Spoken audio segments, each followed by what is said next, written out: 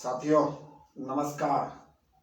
प्रत्येक महीने की भांति इस महीने भी फेसबुक लाइव के माध्यम से लोकसभा कौशाम्बी के मन की बात में आप सभी का स्वागत है, अभिनंदन है। जैसा कि आप सभी जानते हैं, माननीय प्रधानमंत्री जी के मन की बात से प्रेरणा लेके मेरे द्वारा लोकसभा कौशाम्बी के मन की बात की शुरुआत दोबारा निर्वाचित होने के बाद प्रारंभ की गई है। उसी क्रम में आज लोकसभा कौशाम्बी के मन की बात का कार्यक्रम में फेसबुक के माध्यम से जुड़े हुए सभी अपने बुजुर्गों का, नौजवान साथियों का, माताओं और बहनों का और बच्चों का मैं अभिनंदन करता हूँ, प्रणाम करता हूँ। साथियों, पिछले महीने 27 मार्च को संत रविदास महाराज की जयंती थी। सर्वप्रथम संत रविदास महाराज की जयंती की आपको बधाई देता हूँ, शुभकामना देता हूँ। संत रविदास महाराज का जीवन पर्यंत समाज में समरसता रहे, समाज में भाईचारा रहे, इसके लिए कार्य करते रहे। ऐसे संत गुरु को मैं नमन करता हूँ। साथ ही साथ आने वाली 11 मार्च को महाशिवरात्रि का कार्यक्रम है। मैं इस कार्यक्रम की भी आपको अग्रिम बधाई देता हूँ। भगवान भोलेनाथ सबको ऊर्जा दें, सबको शक्ति दें, सबके जीवन सुखमय दें, ऐसी प्रार्थना करता हूँ। साथ ही साथ इसी महीने होली का भी पवित्र त्योहार है। सनातन धर्म में और सनातन काल से होली का त्योहार समाज में हमको प्रेरणा भी देता है, भाईचारे को बढ़ावा भी देता है, और इस भाईचारे के त्योहार को आपकी मैं बधाई देता हूँ। साथियों, लोकसभा कौशाम्बी को आत्मनिर्भर बनाने के लिए माननीय प्रधानमंत्री जी ने जब देश को प्रेरणा दी, संदेश दिया कि हमको आत्मनिर्भर भारत बनाना है, उसी क्रम में कौशाम्बी विकास परिषद के तत्वाधान में कौशाम्बी लोकसभा को आत्मनिर्भर बनाने का प्रयास शुरू किया गया। मुझको ये बताते हुए खुशी हो रही है कि लोकसभा कौशाम्बी को आत्मनिर्भर बनाने के लिए, वहाँ के युवाओं को रोजगार देने के लिए, वहाँ के युवाओं को स्वरोजगार की तरफ प्रेरित करने के लिए मेरे द्वारा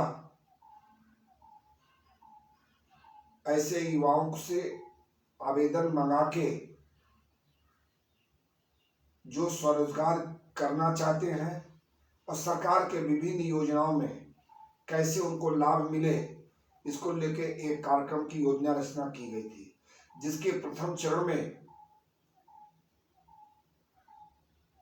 लगभग 100 से ज्यादा आवेदन हम लोगों को प्राप्त हुए। उसमें से सारी स्क्रूटनी करते हुए, ट्रेनिंग करते हुए 31 लोगों को उनका लोन जिला उद्योग केंद्र के माध्यम से और सरकार के विभिन्न योजनाओं में चिन्हित करके उनका लोन सैंक्शन कराया गया। लगभग इसमें 1 करोड़ लोन 31 लोगों को बैंक को प्रेषित किया गया, जिसमें लगभग 30 लाख से ज्यादा सब्सिडी है। निश्चित रूप से कौशाम्बी में जब यह उद्योग शुरू होगा तो यह केवल 31 लोग स्वरोजगार नहीं करेंगे। इस स्वरोजगार में प्रत्येक रोजगार में, प्रत्येक उद्योग में 5 से 10 लोगों को रोजगार अवश्य मिलेगा, जिसके माध्यम से कौशाम्बी के युवाओं को अपने ही लोकसभा में रोजगार उपलब्ध होंगे, तो वो रोजगार की तलाश में अन्य प्रदेश में नहीं जाएंगे। साथियों, मुझको ये बताते हुए हर्ष हो रहा है, जब इस कार्यक्रम की योजना रचना शुरू की गई तो प्रारंभिक दौर में थोड़ा एप्लीकेशन कम आए, लेकिन अब कौशाम्बी लोकसभा के युवाओं को उत्साह और जोश देख के लगता है कि सभी लोग स्वरोजगार करना चाहते हैं। और दूसरे फेज में लगभग 300 से ज्यादा आवेदन पत्र हम लोगों के पास प्रस्तावित है, जिसको लेके कौशाम्बी विकास परिषद के कार्यकर्ता इसको लगातार स्क्रूटनी कर रहे हैं, छांट रहे हैं और लोगों को रुचि के अनुसार उनकी जानकारी उपलब्ध करा रहे हैं। इसके माध्यम से केवल लोन दिलाना नहीं है, बल्कि उनको जिस प्रकार की सहायता की आवश्यकता है, चाहे रोजगार चिन्हित करने का हो, चाहे रोजगार की ट्रेनिंग का विषय हो, चाहे केंद्र सरकार और प्रदेश सरकार की योजनाओं के संबंध में जानकारी देने का विषय हो, और प्रार्थी के चॉइस पर जो वो रोजगार करना चाहते हैं उनके अनुसार उस फार्म को भर के संबंधित विभाग को भेजना और संबंधित विभाग में लगातार फॉलोअप लेके उस लोन को सैंक्शन कराना है। और आगे भी जब तक लोन सैंक्शन होके बैंक से मिल ना जाए और उद्योग चालू ना हो जाए, तब तक कौशाम्बी विकास परिषद के कार्यकर्ता इस पे प्रार्थियों का सहयोग करते रहते हैं।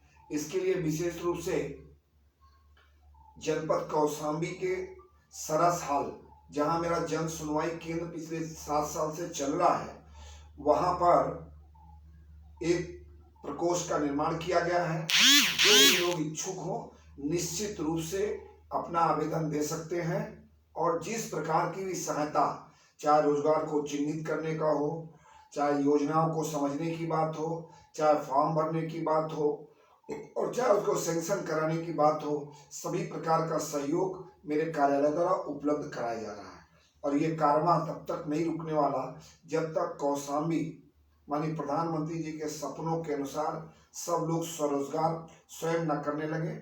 यह इस कार्यक्रम की जो प्रेरणा का स्रोत रहा है, सबसे ज्यादा जब कोविड के समय देश के प्रत्येक प्रदेश में कौशाम्बी से लोग रोजगार की तलाश में जाते हैं, तो वहां पर देखने को मिला देश का ऐसा कोई प्रदेश नहीं जहां पर कौशाम्बी लोकसभा के लोग रोजगार की तलाश में नहीं गए हों। ऐसे लोगों को अपने ही लोकसभा में उनकी रुचि के अनुसार, उनकी दक्षता के अनुसार, उनकी क्षमता के अनुसार रोजगार उपलब्ध कराना कौशाम्बी विकास परिषद के माध्यम से कौशाम्बी के लोगों को देना है।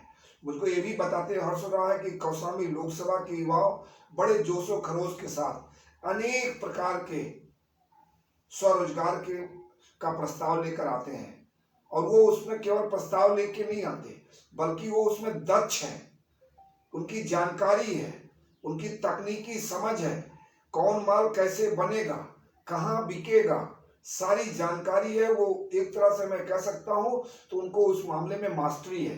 लेकिन कौशाम्बी में वातावरण न होने के कारण सभी लोग अन्य प्रदेशों में पलायन करने के लिए मजबूर होते हैं।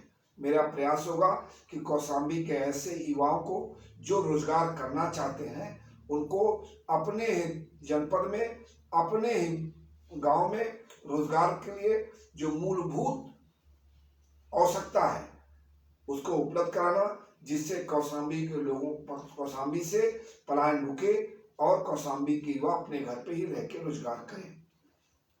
साथ ही साथ साथियों, आप जानते हैं कि लोकसभा कौशाम्बी के मन की बात में हम लोग माननीय प्रधानमंत्री जी के द्वारा जो उनके मन की बात में जो विषय लिया जाता है उस विषय को भी लेते हैं।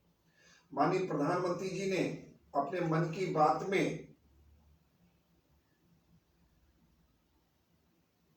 3-4 बहुत महत्वपूर्ण विषय लिया है। उन्होंने मुदरई के मुर्गन जी जो केले के बेस से रस्सी बनाने का नया प्रयोग किया है, उसका उच्चारण किया है। साथियों, जैसा कि आप जानते हैं, कौशाम्बी लोकसभा में केला बड़ी मात्रा में होता है, लेकिन केले से केवल केले का फल बिकता है, बाकी चीज बेकार चली जाती है। आप कह सकते हैं कि उससे एक नहीं अनेक उत्पाद बनाए जा सकते हैं। इसको लेके मेरे द्वारा लगातार प्रयास जारी है और आपने जैसा देखा कि कौशाम्बी लोकसभा में केले की नस्ल को सुधारने के लिए 2 महीना पूर्व मेरे द्वारा तमिलनाडु के तिरुचि में राष्ट्रीय केला अनुसंधान केंद्र का दौरा किया गया था और वहां से नई तकनीकी की बात की गई थी।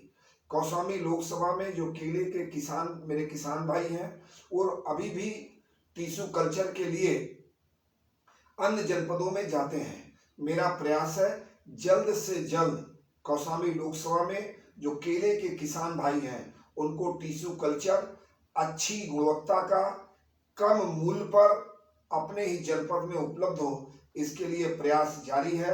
मुझको लगता है कि माननीय मुख्यमंत्री जी के द्वारा जिस तरह एक जनपद एक उत्पाद की योजना की शुरुआत की गई है, उसमें कौशाम्बी में एक जनपद एक उत्पाद के अंतर्गत केले का चयन हुआ है। तो कहने का तात्पर्य यह है कि माननीय मुख्यमंत्री जी भी इसको लेके पूरी तरह गंभीर है और पूरी तरह प्रयासरत है। इसको लेके उत्तर प्रदेश सरकार के द्वारा जो अभी बजट पेश किया गया है, उस बजट में भी एक जनपद एक उत्पाद के लिए 250 करोड़ रुपए का प्रावधान किया गया है। निश्चित रूप से इसका लाभ भी हमको मिलेगा। साथ ही साथ माननीय प्रधानमंत्री जी ने मन की बात में एक बात और कही है, प्रत्येक वर्ष की भांति इस वर्ष भी परीक्षा से पूर्व बच्चों से बात करते हैं, बच्चों का तनाव दूर करने का प्रयास करते हैं, बच्चों के माता पिता को भी तनाव से दूर करने का प्रयास करते हैं और उनको कुछ महत्वपूर्ण टिप्स देते हैं। यह कार्यक्रम भी माननीय प्रधानमंत्री जी के द्वारा इस बार आयोजित है। जो भी बच्चे जो चाहे हाई स्कूल बोर्ड के हो, चाहे इंटर बोर्ड के हो, यूपी बोर्ड के हो, सीबीएसई बोर्ड के हो, आईसीएसई बोर्ड के हो, वो लोग भी सब इसमें रजिस्ट्रेशन करा सकते हैं। उनको केवल mygov.in पर जाके रजिस्ट्रेशन करा लें, जिससे माननीय प्रधानमंत्री जी के कार्यक्रम से सीधे जुड़ सकें और माननीय प्रधानमंत्री जी से सीधे संवाद कर पाएं। माननीय प्रधानमंत्री जी ने अपने मन की बात में आने वाले वर्षा ऋतु को लेके भी लोगों से अपेक्षा भी की है, निवेदन किया है। आने वाला जाड़ा लगभग समाप्त हो गया है, अब वर्षा ऋतु आएगी तो माननीय प्रधानमंत्री जी ने इसको जल संरक्षण के लिए लोगों को प्रेरित करने का प्रयास किया है, लोगों का संदेश दिया है कि लोग जल संरक्षण पे काम करें। जल संरक्षण पे जो जहां है जितना जल का संरक्षण कर सकता है वो प्रयास करे। ये निश्चित रूप से हमारे छोटे छोटे प्रयास से बहुत बड़ी मात्रा में जल का संरक्षण हो सकता है। ये आपने स्वयं अनुभव देखा होगा कि अगर हम लोग प्रयास करें तो छोटे छोटे प्रयास से बहुत बड़ी मात्रा में जल की बचत की जा सकती है। निश्चित रूप से हम लोगों को इस पे प्रयास करना चाहिए। साथ ही साथ संगम में जो प्रत्येक वर्ष माघ का मेला लगता है, जहां पे देश भर में दुनिया के श्रद्धालु और कल्पवासी आते हैं। यह माघ का मेला भी पूरे शानो शौकत के साथ प्रयागराज संगम में पूरे हर्षोल्लास के साथ मनाया जा रहा है। मैं सभी कल्पवासियों को भी नमन करता हूँ, प्रणाम करता हूँ उनकी श्रद्धा के लिए, उनकी त्याग के लिए, उनकी तपस्या के लिए, क्योंकि वो त्याग तपस्या केवल अपने लिए नहीं करते। उनके तप करने से, उनके प्रयास करने से जहाँ एक और सनातन का प्रचार प्रसार होता है, वहीं के साथ साथ समाज में सामाजिक समरसता, समाज के विभिन्न पहलुओं पर चर्चा, अनेक विषय ऐसे होते हैं जिसके माध्यम से देश और दुनिया में जाता है। ऐसे मैं कल्पवासियों को भी पुनः नमन करता हूँ। साथियों, जैसा कि आप जानते हैं कि हम लोग लोकसभा कौशाम्बी के मन की बात में केंद्र सरकार के द्वारा जो इस एक महीने में जो महत्वपूर्ण निर्णय लिए जाते हैं उस पर भी हम लोग चर्चा करते हैं।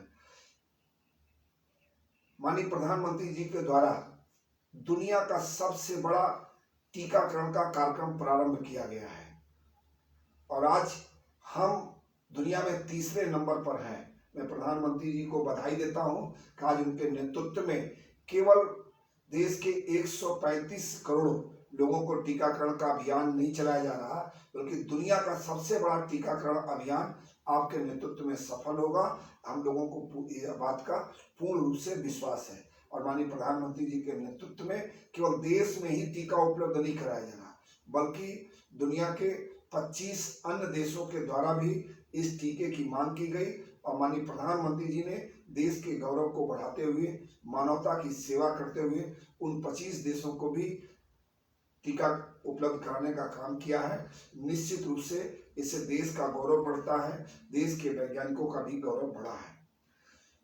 इसी महीने में उत्तर प्रदेश सरकार के द्वारा अपना बजट पेश किया गया है। मैं माननीय योगी जी को भी बधाई दूंगा। यह देश में पहला प्रदेश है जिसने अपना पेपरलेस बजट पेश किया है और अब तक का सबसे बड़ा बजट 5,50,270 करोड़ से ज्यादा का बजट उत्तर प्रदेश सरकार के द्वारा पेश किया गया है। इसमें समाज का ऐसा कोई वर्ग नहीं जिसकी चिंता देश के यशस्वी मुख्यमंत्री ने नहीं किया हो। युवाओं के रोजगार के लिए एक जनपद एक उत्पाद के लिए 250 करोड़ रुपया आवंटित किया है। जैसा मैं पहले भी बता चुका हूँ। 100 करोड़ रुपए का मुख्यमंत्री युवा स्वरोजगार के लिए आवंटित किया गया है। इससे निश्चित रूप से युवाओं को रोजगार करने में बहुत बड़ी सहायता, बहुत बड़ा सहयोग मिलेगा। इसी प्रकार महिलाओं के सशक्तिकरण के लिए एक नई अनेक योजनाओं की शुरुआत की गई है।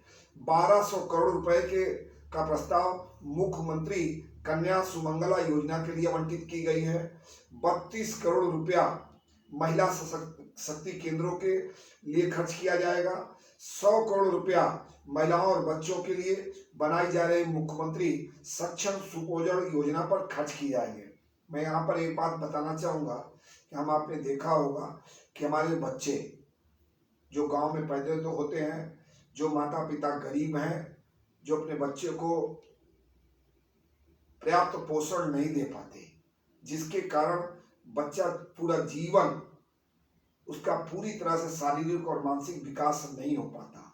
माननीय मुख्यमंत्री जी को बधाई दूंगा। उन्हें देश के आने वाली भावी पीढ़ी को, देश के प्रदेश के नौनिहालों के लिए 100 करोड़ रुपए का बजट का प्रस्ताव किया है, जिसमें हम अपने प्रदेश के किसी बच्चे को कुपोषित नहीं रहने देंगे।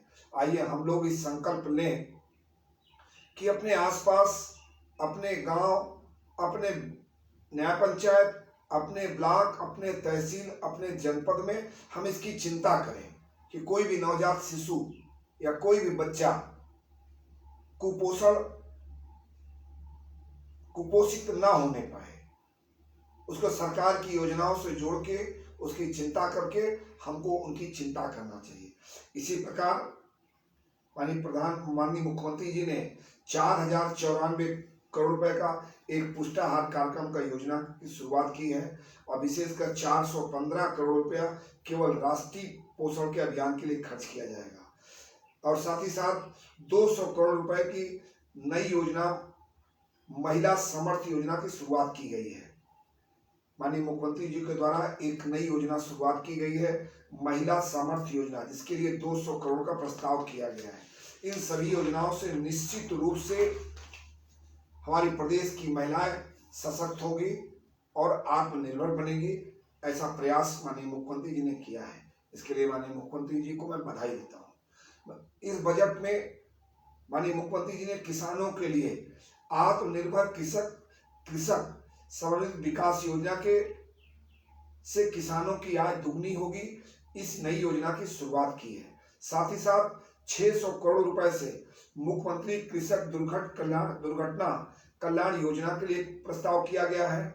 700 करोड़ रुपया मुफ्त पानी हेतु एवं 3,098 करोड़ रुपया सिंचाई परियोजनाओं के लिए आवंटित किया गया है।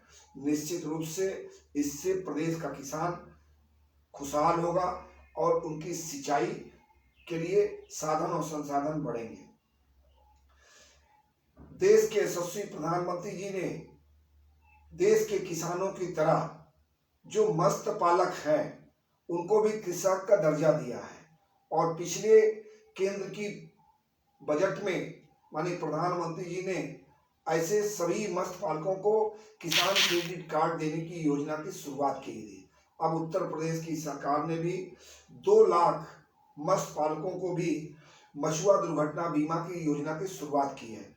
निश्चित रूप से इससे जो अपने मत्स्य पालक हैं उनके किसी परिस्थिति में दुर्घटना होने पे उनका परिवार आर्थिक रूप से मजबूत हो, आर्थिक रूप से संकट न झेलना पड़े, इसकी व्यवस्था की है।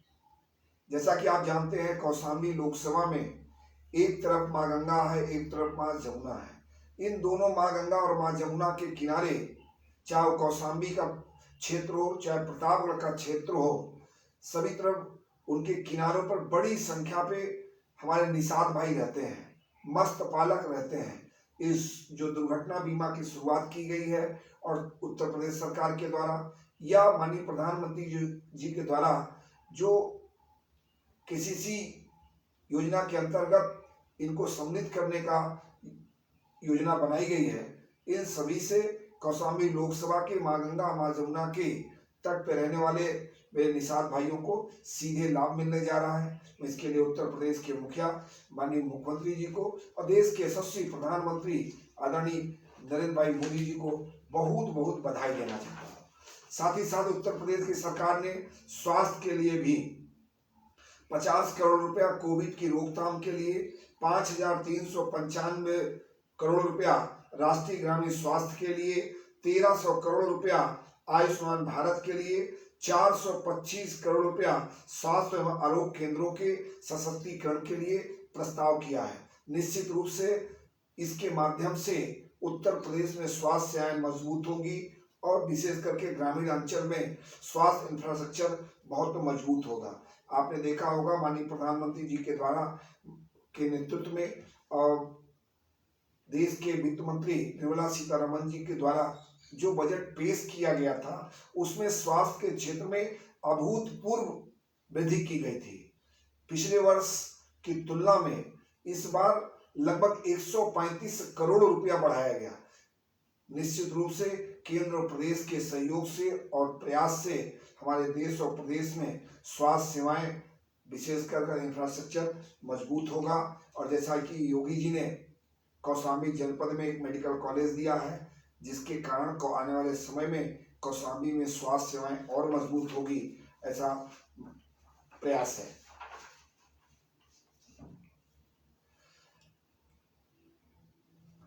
साथियों, कार्यक्रम के इस चरण में हम लोग कौशाम्बी के संबंध में जो काम किए जाते हैं या कौशाम्बी के लोगों के द्वारा जो काम किए जाते हैं उसकी भी चर्चा करते हैं। कौशाम्बी के लिए गौरव की बात है कि कौशाम्बी की बेटी सुनीता ने असम के राष्ट्रीय जूनियर एथलेटिक्स की दौड़ में स्वर्ण पदक जीतकर कौशाम्बी का मान बढ़ाया है। ऐसे बेटी को मैं बधाई भी देता हूं, उसका अभिनंदन भी करता हूं। और जब मैं क्षेत्र में आऊँगा तो ऐसे बेटी के घर जाके निश्चित रूप से उसको बधाई भी देंगे और उसका उत्साहवर्धन भी करेंगे कि उन्होंने कौशाम्बी का नाम पूरे देश में रोशन करने का काम किया है, उसके लिए उसको बधाई भी देंगे। और प्रयास होगा कि उसके गांव में कुछ ना कुछ उसके नाम से हो जाए, जिससे आने वाले युवा पीढ़ी को, आने वाले पीढ़ियों को वो याद भी रहे और प्रेरणा भी देती रहे। साथ ही साथ कौशाम्बी में कोई विशेष कार्य कर रहे, जैसे किसी प्रकार की विशेष खेती, विशेष व्यवसाय, लोग जीवन का जो स्तर लोगों को बढ़ा रहे हैं। मेरा कहने का मतलब है कि कौशाम्बी में अगर किसी विशेष प्रकार का कोई कार्य किसी के द्वारा किया जा रहा है, चाहे वो खेती के क्षेत्र में हो, खेल के क्षेत्र में हो, व्यवसाय के क्षेत्र में हो, अगर ऐसा कुछ है तो निश्चित रूप से आप मुझको सोशल मीडिया पे भी लिख सकते हैं, मुझको इंस्टाग्राम पे भी लिख सकते हैं, मेरे व्हाट्सएप पर भी भेज सकते हैं, मेरे घर पत्र भी भेज सकते हैं और मुझको मैसेज भी कर सकते हैं। और कौशाम्बी लोकसभा का जो संसदीय कार्यालय सारा सारे वहां भी लिख के दे सकते हैं, जिससे कौशाम्बी लोकसभा की मन की बात में उन कार्यक्रमों को सम्मिलित किया जा सके।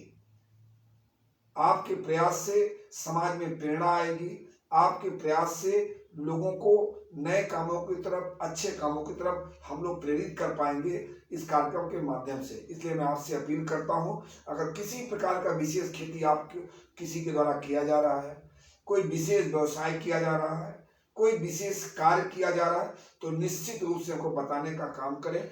हम लोग उसको इस कार्यक्रम में सम्मिलित करके पूरे देश में इस बात को बताएंगे कि कौशाम्बी लोकसभा में रहने वाले अमुक व्यक्ति ने एक विशेष प्रकार का काम किया है, जिससे उसका देश में भी मान बढ़े। साथियों, अंत में, कार्यक्रम के अंत में हम लोग हमेशा दुर्घटना में जिनका असमय मृत्यु हो जाता है उनका नाम हम लोग बताते हैं। उसके पीछे उद्देश्य केवल एक है, लोगों को जागरूक करना। ज्यादा से ज्यादा यातायात के नियमों का पालन करें, जिससे हम इस दुर्घटना से बच सकें। साथियों, 11 फरवरी को सरायकेला के राजू पुत्र मुकरू अज्ञात वाहन से टक्कर लग के मौत हो गई। इसी प्रकार 11 फरवरी को मंदरपुरा मुफ्ती में अनिल पुत्र जवाहिर 26 वर्ष के नौजवान ट्रैक्टर से टक्कर लगने की कारण मौत हो गई। 11 फरवरी को भी बड़ा गांव थाना कौशाम्बी राम बहोरी, जिसकी उम्र 25 वर्ष, पुत्र फकीरे लाल, बस से टक्कर में उसकी मौत हो गई।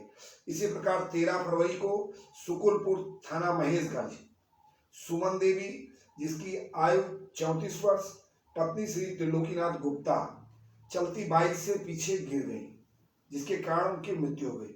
हम आप देखते हैं कि हम लोग बाइक पर, जो बाइक का मानक है, यातायात का नियम है, 2 लोगों से ज्यादा नहीं बैठना चाहिए, लेकिन हम आप देखते हैं कि एक बाइक पे 4-4, 5-5 लोग बैठे रहते हैं और एक दूसरे को संभालने के चक्कर में किसी की भी गिरने की संभावना बनी रहती है, किसी प्रकार की भी दुर्घटना की संभावना बनी रहती है। और 3-3, 4-4 लोग जब बैठते हैं तो चलाने वाले बाइक को भी हमेशा आपने देखा होगा कि वो असंयमित होने का खतरा हमेशा बना रहता है। इसलिए मेरा निवेदन है कि बाइक पर जो यातायात के नियम है उसके पालन करते हुए जितनी संख्या निर्धारित है उससे अधिक कदापि न चलाएं। इसी प्रकार 24 फरवरी को थाना महिवा घाट के अंतर्गत शोभा, जिसकी उम्र 16 वर्ष है, पुत्री अवधेश कुमार, डंपर की टक्कर से मौत हो गई। 5 लोगों की इस महीने में लोकसभा कौशाम्बी में दुर्घटना के कारण मृत्यु हुई है। साथियों, शायद हम यातायात के नियमों का पालन करते तो हम इससे बच सकते थे। मैं पुनः आपसे निवेदन करूंगा, प्रार्थना करूंगा, स्वयं यातायात के नियमों का पालन करें और लोगों को भी यातायात के नियमों को पालन करने के लिए प्रेरित करें और बिना हेलमेट के 2 पहिया बिल्कुल न चलाएं। ये मेरा आपसे निवेदन है, क्योंकि जिन परिवारों ने अपने परिजनों को खोया है, इसकी पीड़ा वही समझ सकते हैं। ऐसे परिजनों को परमपिता परमेश्वर ऐसी दुख को सहने की क्षमता दे और ऐसे पुण्य आत्माओं को अपने चरण में स्थान दे, ऐसी परमपिता परमेश्वर से प्रार्थना है। साथ ही साथ कार्यक्रम के अंतिम चरण में हम लोग सोशल मीडिया पे जो अपने लोग इस कार्यक्रम से जुड़ते हैं वो अपनी बात कहते हैं, तो उसमें कुछ प्रमुख लोगों की बात को लिया जाता है। विजय कुमार कुशवाहा ने कहा है कि प्रधानमंत्री जी से आवेदन है कि कोरोना लॉकडाउन से प्रभावित सभी प्रवासी और स्थानीय मजदूरों का मुआवजा दिया जाए। विजय कुमार जी, आपने देखा होगा कि माननीय प्रधानमंत्री जी ने 80 करोड़ लोगों को 5 किलो तक प्रति व्यक्ति निःशुल्क राशन 8 महीना देने का काम किया। जो विधवा था उनको पेंशन देने का काम किया। जो श्रमिक विभाग में रजिस्ट्रेशन हुआ था उनको पेंशन देने का काम किया। वृद्ध को पेंशन देने का काम किया, वरिष्ठ जनों को देने का काम किया, दिव्यांगों को दिया और साथ ही साथ 6 महीने तक निःशुल्क रसोई गैस 6 गैस निःशुल्क देने का काम किया गया। साथी विजय जी, 1,70,000 करोड़ गरीब कल्याण योजना की शुरुआत करके माननीय प्रधानमंत्री जी ने ऐसे सभी लोगों को राहत देने का प्रयास किया है। और माननीय प्रधानमंत्री जी का प्रयास है कि ऐसे सभी लोगों को किसी न किसी प्रकार की सहायता की जाए। अजय कुमार पांडे, आपका कहना है संसदीय क्षेत्र का भी ख्याल रखें। जहां की जनता ने आपको सांसद बनाया है, वहां के हर विधानसभा में जन सुनवाई केंद्र बनाकर वहां की जनता की समस्या जानने की कोशिश करें। निश्चित रूप से अजय कुमार जी, आपका सुझाव बहुत सकारात्मक है और मैं उत्तर प्रदेश के उन गिने चुने सांसदों में से हूं। जब 2014 में कौशाम्बी लोकसभा के लोगों ने मुझको आशीर्वाद दिया तो मैंने कौशाम्बी जनपद के जिला मुख्यालय और कुंडा के प्रतापगढ़ तहसील के अंतर्गत पड़ने वाले डाक बंगले में नियमित रूप से बैठ के जन सुनवाई का काम शुरू किया है। जहां तक प्रत्येक विधानसभा की बात है, हम लोग कुछ योजना बना रहे हैं कि जिससे लोग वहां से भी संपर्क करें। और आपका सुझाव भी निश्चित रूप से बहुत सराहनीय है। और ये बात मैं बिल्कुल मानता हूं कि जिस जनता ने हमको आशीर्वाद दे के देश की सबसे बड़ी पंचायत में भेजा है, उसकी समस्याओं को सुनने के लिए एक समुचित और प्रॉपर व्यवस्था होनी चाहिए। आपके सुझाव के लिए आपको धन्यवाद। आगे प्रयास रहेगा कि कुछ इस पे काम किया जाए। विक्रम सिंह यादव ने लिखा है, सांसद जी आप कौशाम्बी के गौरव में। विक्रम जी, कौशाम्बी का गौरव मुझसे कई करोड़ गुना ऊपर है। मैं अपने भाषण में कहता हूं कौशाम्बी का इतिहास बहुत गौरवशाली और वैभवशाली इतिहास है और वहां की जनता ने मुझको आशीर्वाद दिया। निश्चित रूप से मैं अपने को सौभाग्यशाली मानता हूं कि ऐसी महान धरती के लोग, जहां जिसके आंगन में एक तरफ माँ गंगा एक तरफ माँ जमुना हो, माँ गंगा और माँ जमुना के अंतर्वेदी में बसी कौशाम्बी के लोगों ने मुझको आशीर्वाद दिया है। निश्चित रूप से वहां के लोगों का मैं नमन करता हूं, प्रणाम करता हूं, आपको भी धन्यवाद देता हूं। सासीदार अश्वनी जी ने लिखा है, सांसद जी नमस्ते। आपको भी अश्वनी जी नमस्कार।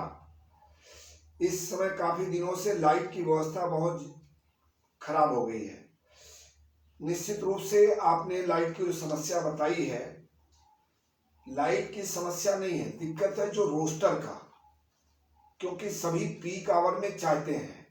लेकिन आपने सुझाव दिया है, निश्चित रूप से इस पर विचार किया जाएगा, जिससे कि जिस समय लोगों को बिजली की ज्यादा आवश्यकता है उस समय रोस्टर कटौती न करके ऑफ टाइम में कटौती करे, जिससे विभाग भी चल पाए और साथ ही साथ लोगों की समस्या कम हो।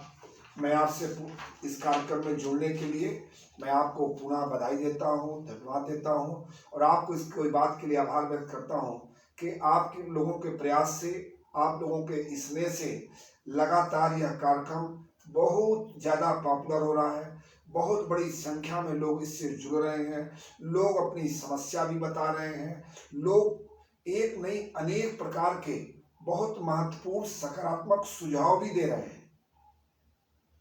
चाहे लोकसभा जब शुरू हुई थी तो मैंने लोगों से अपील किया था कि देश की सबसे बड़ी पंचायत में अपने क्षेत्र से संबंधित, अपने प्रदेश से संबंधित, अपने देश से संबंधित अगर कोई महत्वपूर्ण विषय हो तो निश्चित रूप से आप बताइए, मैं उठाऊंगा। और मुझको ये बात बताते हुए गौरव हो रहा है कि जो मैं पार्लियामेंट में बजट भाषण पे बोलते समय दिव्यांगों के लिए,